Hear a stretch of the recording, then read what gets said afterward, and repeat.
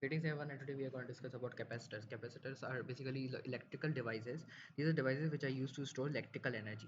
How these are used to store electrical energy or electrical charge. They are mainly used to store electrical charge. Here there are two plates. They consist of two oppositely charged plates with equal magnitude, which are connected to a potential difference source, energy source. The positive plate is connected to the positive potential positive terminal, and negative plate is connected to the negative terminal. Here there is positive charge, here there is the negative charge, and charge moves from the positive to the negative terminal. Charge moves from the positive to the negative terminal. As charge moves from the positive to the negative terminal, charge move from the positive to the negative terminal, it causes to produce an electric field which is present in between the uh, space which is in between the medium of the two capacitors plates. So here in this case, this is where the charge is stored, apart from which now in that case, how does the function, how does it works?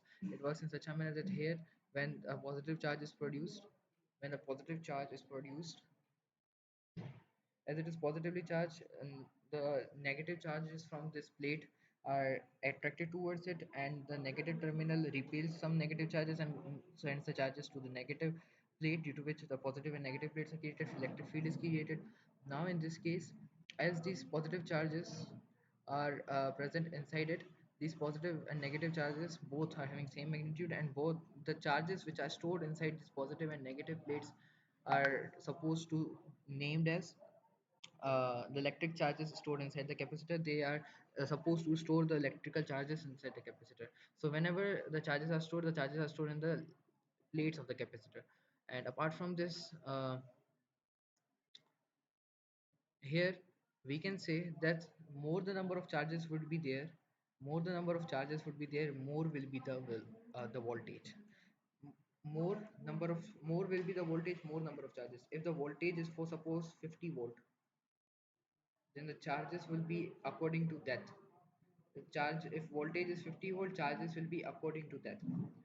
If voltage is 30 volt, charges will be less. So in this case, if voltage is increased, charges are increased. So we can say the charge stored in the capacitor is directly proportional to the potential difference across it. Apart from which, when we are going to remove the proportionalities and we let a constant which is C, Q is equals to CV. Apart from which, here C is basically the constant which is known as capacitance of a capacitor, ability of a capacitor to store electrical charge. In that case, C is equals to Q upon V. So in this case, we can also say that capacitance is defined as the amount of energy, amount of electrical charge which is amount of electrical charge which is required to move per unit potential difference across the capacitor. Amount of electrical charge which is required to move per unit potential, which is required to move a potential difference between two parallel plate capacitors. Amount of electrical charge which is required to move potential difference between two parallel plate capacitors. Amount of charge which is required to move potential difference between two parallel plate capacitors. Amount of charge which is required to move amount of charge which is required to move potential difference with amount of charge which is required to move potential difference between two parallel capacitors is known as capacitor. Amount of charge which is required to move potential difference between two parallel plate capacitors. So here the amount of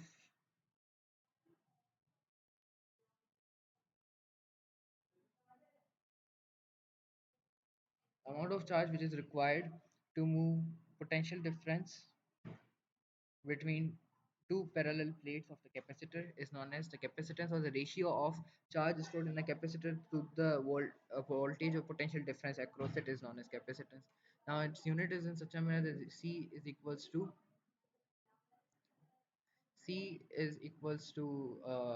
charge is having unit coulomb, and potential difference is volt, so its unit is coulomb per volt, which is not equal to farad, which is on a unit named from Michael Farad. Apart from which, we are also having the condition that here, uh, 1 farad is equals to 1 coulomb per 1 volt.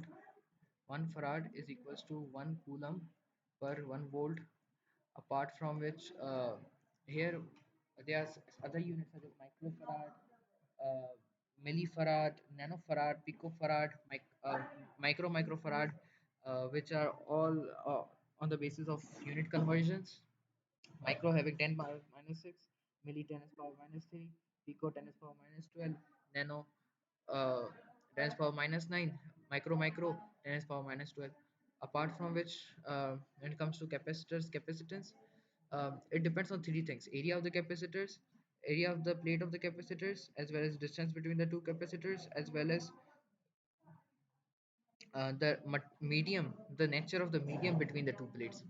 And apart from that, the direct current cannot be carried within a capacitor. Capacitor is an insulator for direct current. Capacitor is an insulator for direct current.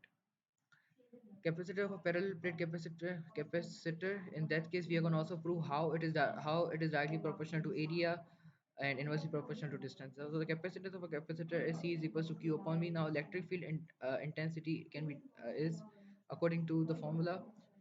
We can say that potential difference is the dot product of electric field intensity and displacement. In that case, when we are going to manipulate it, it will become E is equals to V upon D. Also the surface charge density sigma is equals to Q upon A, or surface charge density, electric flux density, or electric charge density are the same things. That this is Q upon A, which is coulomb per meter square. And when we are going to combine the equation, electric intensity between two oppositely charged plates is equals to sigma upon epsilon naught, is equals to sigma upon epsilon naught. Here E is equals to sigma upon epsilon naught. Here E is equals to sigma upon epsilon naught. How that is derived on the basis of the Gauss law equation, that E is equals to sigma upon epsilon naught, due to which here sigma is equals to E is equals to Q upon A epsilon naught. Now comparing both of the equations, we know that capacitance is Q upon V, while electric field intensity is V upon D. V upon D is equals to V upon D is equals to Q upon A epsilon naught. Now, and as we know that here, when we are gonna cross multiply it, it will become as Q upon V is equals to A epsilon naught upon D. Q upon V is equals to capacitance, due to which capacitance is equals to A epsilon naught upon D, where it is directly proportional, capacitance directly proportional to the area of the plate of the capacitors, inversely proportional to the distance between the two plates of the capacitors, and is directly proportional to the dielectric constant of the capacitors. So that's all about today's video. Hopefully we'll meet again in another one.